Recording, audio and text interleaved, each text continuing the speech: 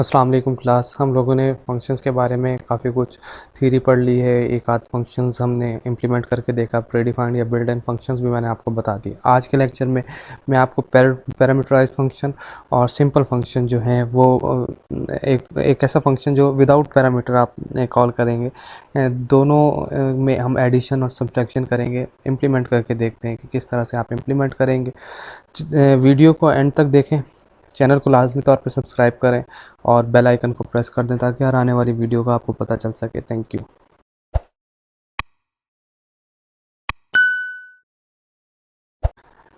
तो क्लास, इस लेक्चर के अंदर मैंने जैसे आपको बताया कि हम फंक्शंस को देखेंगे किस तरह से इम्प्लीमेंट कर सकते हैं। तो सबसे पहले मैं एक ऐसा फंक्शन बना रहा हूँ जिसमें दो नंबर्स ऐड हो रहे हैं लेकिन वो विदाउट पैरामीटर है। तो मैं इंट ऐड, पहले इसमें कोई फ़र्क नहीं है कि आप पहले क्या उसमें डिफ़ाइन कर रहे हैं या बाद में कर रहे हैं, लेकिन अगर आप पहले डिफ़ाइन कर रहे हैं तो ऊपर आपको बताना पड़ेगा हम कि हम ये वाला फंक्शन कॉल कर। तो इंट ऐड फंक्शन बनाया मैंने। इंट मैंने जैसे आपको बताया कि इसके अंदर रिटर्न टाइप होगी रिटर्न ज़ीरो। फ़िलहाल ऐसे कर रहे हैं क्योंकि मैं इधर सी आउट करता हूँ, सी आउट ऐड सॉरी नहीं करूँगा क्योंकि कोई और कर देते हैं। एडिशन कर रहा हूँ, पूरा एक नाम एडिशन दे रहा हूँ, एडिशन। ठीक है, इसको हम रन करके देखते हैं आउटपुट क्या आती है हमारे पास। आउटपुट हमारे पास फ़िलहाल कुछ भी नहीं आएगी क्योंकि हमने फंक्शन के अंदर कुछ भी प्रिंट नहीं करवाया। ज़ीरो, रिटर्न ज़ीरो, ये ज़ीरो है, सिर्फ ये प्रिंट हो जाएगा। अब करना क्या हमने, हम क्या करते हैं, int a equal to 10 b equal to 50, cout a plus b. अब जो भी आंसर होगा वो प्रिंट हो जाएगा हमारा, वो हम जो भी चाहेंगे। हम किस तरह से, ये 600 आ रहा है, जब पे 600 नहीं आना चाहिए। 600 क्यों नहीं आना चाहिए, क्योंकि ये जो है मैं इसको ख़त्म करके देखता हूँ, देखो क्या होता है।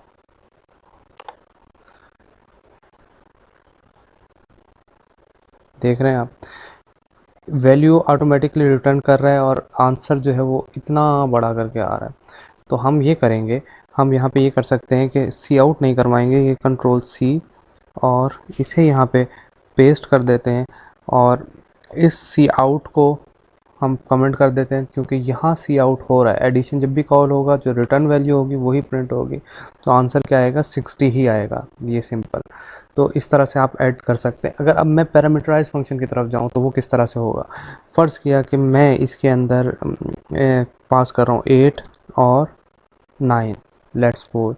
तो इसके अंदर इंट ए कॉमा इंट बी, इस तरह से मैं कर सकता हूँ। इसको मैं ख़त्म कर दूँगा और